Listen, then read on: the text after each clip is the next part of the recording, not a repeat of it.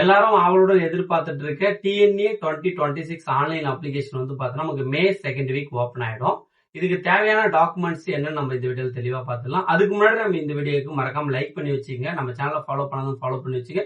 இந்த வீடியோ உங்க ஃப்ரெண்ட்ஸ் எல்லாருக்கும் ஷேர் பண்ணிட்டு இருங்க.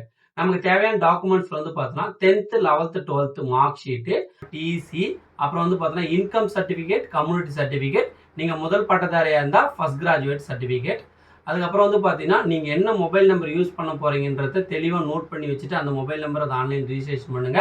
அப்புறம் மெயில் ஐடி, அப்புறம் உங்களுடைய ஃபோட்டோ, அப்புறம் உங்களுடைய ஆதார் கார்டு, உங்களுடைய சிக்னேச்சர்.